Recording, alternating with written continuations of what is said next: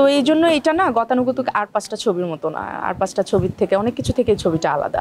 এবার ঈদে আপনি দেখবেন এক একটা ফিল্মের থেকে আলাদা, ডিফারেন্ট জনরার ফিল্ম এসছে। ভালোবাসা তো ভালোবাসা, ভালোবাসার তো কোনো রং হয় না। সেলিম ভাই অসাধারণ।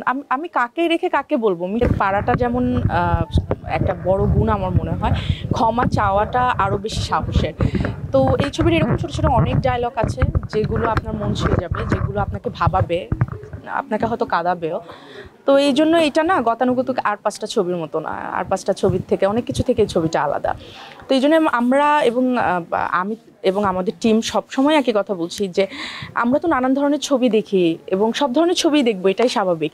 আমার সব অনেক সময় মনে হয় যে আমি একটু অ্যাকশন টাইপের মুভি দেখতে চাই, অনেক সময় মনে হয় যে আমি একটু হরর ফিল্ম এক্সপিরিয়েন্স করতে চাই, আমি একটু ডিফারেন্ট কাইন্ড অফ থাকে না যে ডিফারেন্ট কাইন্ড লাইক কমেডি টাইপের মুভি দেখতে চাই। তো এক এক সময় না এক এক ধরনের মুভি দেখার কিন্তু ইচ্ছা হয়, তো ওই অপশনগুলো থাকা খুব জরুরি। এবার ঈদে আপনি দেখবেন এক একটা ফিল্মের থেকে আলাদা, ডিফারেন্ট জনরার ফিল্ম এসছে।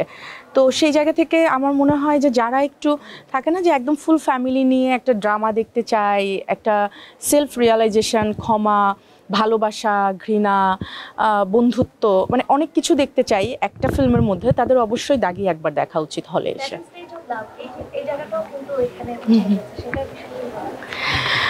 আমার মনে হয় যে ভালোবাসা তো ভালোবাসা, ভালোবাসার তো কোনো রং হয় না। ভালোবাসা সবসময় সুন্দর, নানানভাবে সুন্দর, নানান জনের সাথে নানান সম্পর্কে নানানভাবে সুন্দর, মার সাথে, মেয়ের সাথে, বাবার সাথে, বন্ধুর সাথে। এবং আমার মনে হয় নানান ধরনের ভালোবাসার যে গাঁথুনি, এইটা এই ছবিতে একদম স্পষ্টভাবে দেওয়া আছে এবং প্রত্যেকটা সম্পর্ক দেখেই আপনার অনেক সময় বুকের মধ্যে একদম ছান করে উঠবে। যেমন আমার কাছে যদি বলেন ছবির মধ্যে সব থেকে পছন্দের ক্যারেক্টার কোনগুলো, তার মধ্যে আমার কাছে কিন্তু নিশান্ত এই ছবির প্রাণ। নিশানকে নিয়ে আমি কথা বলতেই চাই না। নিশান আসলে দাগি যে সেও নিশান, প্রাণ ছবি সেও নিশান, এই ছবিটাই আসলে নিশান কেন্দ্রিক এবং নিশানের এখানে আর কোনো বিকল্প নেই। নিশান চরিত্র নিশো ভাইকে ছাড়া আর কাউকে ভাবাই যায় না। দর্শক হিসেবেও আমি চিন্তা করতে পারি না এবং এই ছবির একজন আর্টিস্ট হিসেবেও চিন্তা করতে পারি না।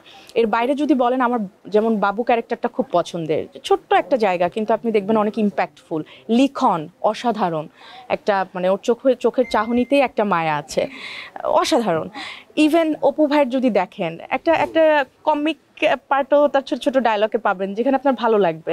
সেলিম ভাই অসাধারণ। আমি কাকে রেখে কাকে বলবো, মিঠু আপার চরিত্রটিও কিন্তু এমন না পুরো ফিল্ম জুড়ে, কিন্তু যতটুকু জায়গা আপনাকে কিন্তু একটা কষ্ট দিবে।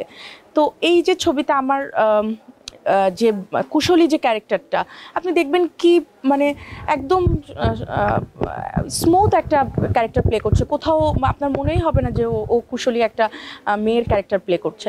তো এরকম ছোট ছোট অনেক জায়গা আছে যেখানে আমার মনে হয়েছে যে এইগুলো এই ছবির থাকে না, আমরা যখন সাজি এক একটা গহনা, তো আমার মনে হয় এই ক্যারেক্টারগুলো এই ছবির একটা গহনা এবং আমি এই ছবির একটা অংশ হতে পেরেছি। এই জন্য আমি আসলে অনেক লাকি, ব্লেসড, আলহামদুলিল্লাহ।